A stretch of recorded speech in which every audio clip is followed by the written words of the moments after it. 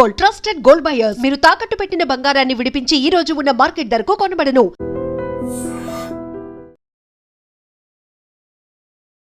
నమస్కారం, welcome to I dream. నేను మీ సంగీత. 5 చిన్నారులు తలసేమియా వ్యాధితో బాధపడుతున్న వారికి మధ్యప్రదేశ్లోని సత్నా గవర్నమెంట్ హాస్పిటల్లో ఎవరైతే అధికారులు ఉంటారో వారి నిర్లక్ష్యంతో హెచ్ఐవి బ్లడ్ను ఎక్కించడం జరిగింది. ఇది చాలా వరకు దుమారం రేపుతుంది. పేరెంట్స్ కూడా చాలా ఆగ్రహం వ్యక్తం చేస్తున్నారు. కొంతమంది ఈ విషయాన్ని బయటికి రాకుండా కూడా అడ్డుకోవడం అనేది జరుగుతూ ఉంది. అసలు ఏం జరిగింది అనేది మనం తెలుసుకుంటే, ఎప్పుడైతే తలసేమియా వ్యాధితో బాధపడుతున్న చిన్నారులకు బ్లడ్ అనేది ఎప్పటికప్పుడు ఎక్కిస్తూనే ఉండాలి. ఎవ్రీ మంత్ కానివ్వండి, 2 మంత్స్ కానివ్వండి. అంటే వారి యొక్క పరిస్థితి ఎలా ఉంటుందంటే, ఆ బ్లడ్ ఎక్కిస్తేనే వారు బ్రతకడం అనేది జరుగుతూ ఉంటుంది. దాని ప్రకారంగా బ్లడ్ అనేది ఎక్కించే సమయంలో ఈ సత్నా గవర్నమెంట్ హాస్పిటల్ దగ్గరికి 5 చిన్నారులు ఆ రోజు బ్లడ్ ఎక్కించుకోవడం కోసం వచ్చారు. వచ్చిన తర్వాత వారి యొక్క బ్లడ్ గ్రూప్ అనేది కొన్ని సందర్భాలలో హాస్పిటల్లో అవైలబిలిటీ ఉండకపోతే వీరేం చేస్తారు అంటే బ్లడ్ ఎక్స్చేంజ్ అనేది చేయడం జరుగుతుంది. అంటే ఇప్పుడు ఇక్కడ ఏ పాజిటివ్ బ్లడ్ ఉంటే వారికి బి పాజిటివ్ బ్లడ్ కావాలి అన్నా, బి గ్రూప్ కావాలన్నా కూడా ఏం చేస్తారంటే ఈ బ్లడ్ను అటు వాళ్ళకి ఇచ్చేసి అక్కడి నుంచి వెళ్ళి ఆ బ్లడ్ బ్యాంక్ నుంచి వెళ్ళి కూడా ఇక్కడ వీరు బ్లడ్ తీసుకోవడం అనేది జరిగి వారికి ఎక్కించడం చేస్తూ ఉంటారు. అంటే ఇలాంటి సందర్భంలో నిర్లక్ష్యంగా అక్కడ ఉన్న స్టాఫ్ ఎవరైతే ఉన్నారో వారు వ్యవహరించడం వల్ల ఇలాంటి యొక్క బ్లడ్, హెచ్ఐవి సోకిన వ్యక్తి యొక్క బ్లడ్ అనేది 5 పిల్లలకు కూడా ఎక్కించడం జరిగింది. ఇంత దారుణ నిర్లక్ష్య ధోరణి ఎందుకు వ్యవహరిస్తున్నారు అని చెప్పేసి అనేది ఇప్పుడు చాలా వరకు అందరిలో ఆగ్రహం అనేది వ్యక్తం చేస్తున్నారు.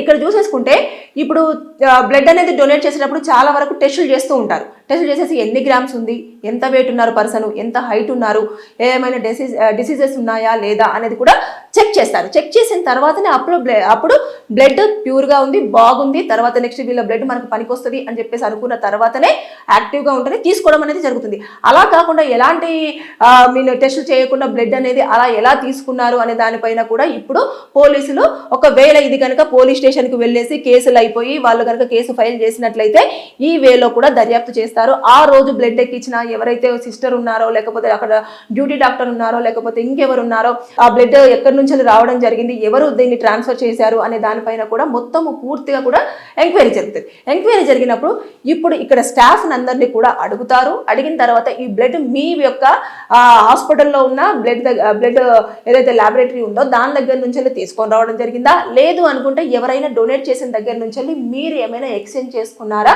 అక్కడ నుంచి బ్లడ్ ఏమైనా మీరు తీసుకురావడం జరిగిందా అనే దానిపైన కూడా పూర్తి స్థాయిలో చెక్ చేస్తారు. చెక్ చేసిన తర్వాత ఈ బ్లడ్ ఇక్కడే అయింది అని అంటే మరి ఈ హాస్పిటల్లో బ్లడ్ ఒక పర్సన్ దగ్గర నుంచి వెళ్ళి తీసుకునేటప్పుడు, లేదు అనుకుంటే ఒక పర్సన్ వచ్చేసి బ్లడ్ డొనేట్ చేస్తున్నప్పుడు మీరు ఇక్కడ ఎలాంటి టెస్టులు అనేది చేయడం జరుగుతుంది, మీ నామ్స్ ప్రకారం ఎలా ఉంటాయి అనే దానిపైన కూడా పోలీసులు పూర్తి స్థాయిలో ఇన్ఫర్మేషన్ తీసుకుంటారు. తీసుకున్న తర్వాత ఇక్కడ వీళ్ళందరినీ కూడా ఎంక్వైరీ చేసి వీళ్ళ స్టేట్మెంట్ అంతా తీసుకున్న తర్వాత ఒకవేళ మేము ఇక్కడే చేశాము అంటే ఇలాంటివంతా చేసేసుకొని వారిపైన ఎక్కువ స్థాయిలో కూడా ఒక స్టేట్మెంట్ తీసేసుకొని పిల్లల యొక్క తల్లిదండ్రుల స్టేట్మెంట్ తర్వాత నెక్స్ట్ అంతా తీసుకున్న తర్వాత దానిని వారు కేసు కింద కన్సిడర్ చేయడం జరుగుతుంది. వీళ్ళు ఇండైరెక్ట్గా వారిని చంపడానికి ప్రయత్నం చేసినట్టే, అంటే బలవంతంగా చంపడానికి ప్రయత్నం చేసినట్టే. వారు ఏదో బ్రతుకుదాము అంటే తలసేమియా వ్యాధితో ఆల్రెడీ బాధపడుతున్నారు, వారు రోజు ప్రాణంతో పోరాడుతూ ఉంటారు. అలాంటి పిల్లలు అంటే ఒక 6 నుంచి 7 సంవత్సరాల వరకు ఉన్న పిల్లల్లో 5 ఎవరైతే ఉన్నారో వారు బ్రతుకుదామని చెప్పేసి వచ్చుకున్న వారికి ఇలాంటి ఒక భయంకరమైన వ్యాధి కలిగిన హెచ్ఐవి బ్లడ్ ఉన్న దానిని వారి యొక్క బాడీలోకి పంపించడం అనేది దారుణమైన సంఘటనగా కూడా కోర్టు పరిగణలోకి తీసుకోవడం జరుగుతుంది. జరిగిన తర్వాత ఇక్కడ నిర్లక్ష్యం ఎంత ఉంది అనేది కూడా చెక్ చేస్తారు. చెక్ చేసిన తర్వాత అప్పుడు పోలీసులు ఇచ్చే మొత్తం పూర్తి ఎవిడెన్సెస్తో ప్లస్ తర్వాత ఇన్ఫర్మేషన్తో వారికి శిక్ష పడుతుంది. ఇక్కడ గవర్నమెంట్ హాస్పిటల్ కాబట్టి ఆ డ్యూటీలో ఉన్న వారందరూ కూడా సస్పెండ్ అవ్వడం జరుగుతుంది. కొన్ని సందర్భాలలో కూడా పూర్తి స్థాయిలో వారిని ఉద్యోగం నుంచి టర్మినేట్ చేయడం అనేది కూడా చేస్తారు. ఇకపోతే గతంలో ఇలాంటివి ఏమన్నా జరిగాయా, లేదు అంటే ఏమన్నా ఉన్నాయా, ఇక్కడ తలసేమియా వ్యాధితో బాధపడుతున్న వారే కానివ్వండి, లేదంటే బ్లడ్ ఎక్కించుకున్న వారు ఎవరైనా ఉంటే వారందరికీ కూడా ఆ టెస్టులు అనేవి చేస్తారు. చేసిన తర్వాత వారంతా ఆరోగ్యకరంగా ఉన్నారా లేదా అనేది కూడా పూర్తి స్థాయిలో తెలుసుకునే ప్రయత్నం చేస్తారు. ఎందుకంటే ఈ రోజుల్లో ఎయిడ్స్ అనేది చాలా వరకు ఎక్కువ స్థాయిలో విజృంభిస్తుంది అనేది రోజు పేపర్లలో న్యూస్లలో మనం వింటూనే ఉన్నాము, చాలా మందికి తెలుస్తూనే ఉంది. అయితే ఇక్కడ చూసుకుంటే మాత్రం హాస్పిటల్లో ఇలాంటి ధోరణులు ఉంటాయి. ఇంకా బ్లడ్ ఎక్కించుకోవాలంటే చాలా మంది కూడా భయపడి రోజులు రాబోతున్నాయి, వస్తాయి కూడా. అంటే వారు ఏం చేయకపోయినా, ఎలాంటి తప్పులు చేయకపోయినా, ఏం చేయకపోయినా కూడా అది వారు బ్రతకడం కోసము, వారి ప్రాణాలను కాపాడుకోవడం కోసం వచ్చినప్పటికీ కూడా ఇలాంటి వ్యాధి బారిన పడితే మాత్రం వారు యొక్క బాధ మనం వర్ణనాతీతం కదా, అది అసలు మనం చెప్పలేము కూడా. అయితే ఇక్కడ ఈ హాస్పిటల్ వరకు స్నత్న గవర్నమెంట్ హాస్పిటల్ ఏదైతే ఉందో అక్కడి వరకు సంబంధించిన ఇన్ఫర్మేషన్ ఈ విధంగా ఉంటుంది. ఇకపోతే ఒకవేళ బ్లడ్ అంటే బయట నుంచి వెళ్ళి ఆ బ్లడ్ అనేది ఎక్స్చేంజ్ జరిగింది, అక్కడి నుంచి రావడం జరిగిందంటే ఇప్పుడు అక్కడికి వెళ్తారు. వెళ్ళిన తర్వాత ఇది కావాల్సుకొని చేశారా, ఇలా మీరు ఎందుకని ఎయిడ్స్ ఉన్న వారందరినీ కూడా మీరు టెస్టులు చేయకుండా, వారి యొక్క బ్లడ్ శాంపిల్స్ని మీరు చెక్ చేయకుండా ఎందుకని తీసుకొని ఇలా పేషెంట్స్కు పంపించడం జరుగుతుంది, ఇది వారి యొక్క వృత్తా లేదా అని మొత్తము, అంటే ఎక్కడి నుంచి వచ్చింది, ఏంటిది, ఇది ఇందులో ఏమన్నా ఇన్నర్గా వారు ఏమైనా డబ్బులు తీసుకొని చేస్తున్నారా, లేదంటే ఈ వ్యాధిని ఎక్కువగా అందరికీ అంటించాలన్న ప్రయత్నం చేస్తున్నారా అనే దానిపైన కూడా పూర్తి స్థాయిలో ఎంక్వైరీ చేస్తారు. చేసిన తర్వాత అక్కడ నిజంగానే తప్పిదం జరిగింది, నిజంగానే కావాల్సుకొని చేశారు అని చెప్పేసి అనుకున్నారు అనుకోండి, అప్పుడు చాలా తీవ్రంగా వారికి పనిష్మెంట్ ఉండే అవకాశాలు ఉంటాయి. లైఫ్ ఇంప్రిజన్మెంట్ పడవచ్చు, లేదు అంటే 7 సంవత్సరాల వరకు జైలు శిక్ష కూడా విధించే అవకాశాలు ఉంటాయి. ఇకపోతే దాంతో పాటు అక్కడ ఎవరైతే ఉన్నారో ఆ రోజు ఆ బ్లడ్ని ఎవరైతే ఎక్స్చేంజ్ చేశారో ఆ యొక్క బ్లడ్ బ్యాంక్లో ఉన్న వారిని అందరినీ కూడా ఎంక్వైరీ చేస్తారు. మీరు సపరేట్గా ఈ బ్లడ్ అనేది ఎందుకు ప్యాకెట్లలో తీసుకొని పెట్టడం జరిగింది, HIV బ్లడ్ని ఇంత స్థాయిలో ఎందుకు తీసుకున్నారు, వీరికి ఏమేమి టెస్టులు చేశారు, ఈ రోజు ఎవరైతే వ్యక్తులు వచ్చారో వారు బ్లడ్ ఇచ్చేటప్పుడు మీరు టెస్టులు ఏమేమి చేశారని చెప్పేసి చెక్ చేయడంతో పాటు మీరు చెక్ చేసిన తర్వాత వాటిని ఎందుకని సపరేట్గా చేసి పెట్టలేదు.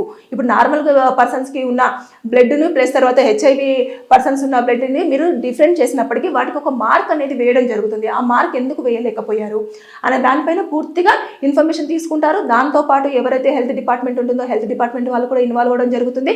జరిగిన తర్వాత పూర్తి స్థాయిలో తనిఖీలు కూడా చేస్తారు. మళ్ళీ ఏదైతే బ్లడ్ ఉంటుందో ఆ బ్లడ్ను కూడా శాంపిల్స్ అన్నింటినీ కూడా ఒకసారి చెక్ చేయడం అనేది జరుగుతుంది. ఎందుకంటే ఇలాంటివి చోటు చేసుకున్నాయి కాబట్టి అక్కడ ఉన్న పిల్లలు కూడా 5గురు వారికి ఏం తెలియకుండా, తల్లిదండ్రులకి ఏం తెలియకుండా పిల్లల ప్రాణాలు కాపాడదాము, వారికి ఆరోగ్యంగా ఉంచుదాము అని చెప్పేసి ఎన్నో ఆశలతో వచ్చిన వారికి కూడా వారి పిల్లల యొక్క ప్రాణాలు ఇప్పుడు గుప్పిట్లో ఉన్నాయి, ఎప్పుడైనా ఏ ప్రమాదమైనా జరగచ్చు అన్న ఇదిలో ఉన్నారు. ఇకపోతే ఎయిడ్స్ ఎప్పుడైతే ఒక బాడీలో ఉంటుందో దానికి ఎప్పటికప్పుడు టాబ్లెట్స్ వాడుతూనే ఉండాలి. పిల్లలు ఇప్పుడు అంత డోసేజ్ అనేది వారు బేర్ చేయగలరా లేదా అనేది ఒక పెద్ద టాస్క్. అంటే చిన్న వయసు నుంచి ఒక 6 సంవత్సరాల పిల్లలు కాబట్టి వారు అంత డోసేజ్ని వారి శరీరం తట్టుకుంటుందా లేదా, తట్టుకుంటే రోజు టాబ్లెట్స్ వేసుకోవాలి అంటే వారు ఎంతవరకు దాన్ని సర్వైవ్ అవ్వగలరు అనే దాన్ని కూడా బేస్ చేసుకొని ఉంటుంది.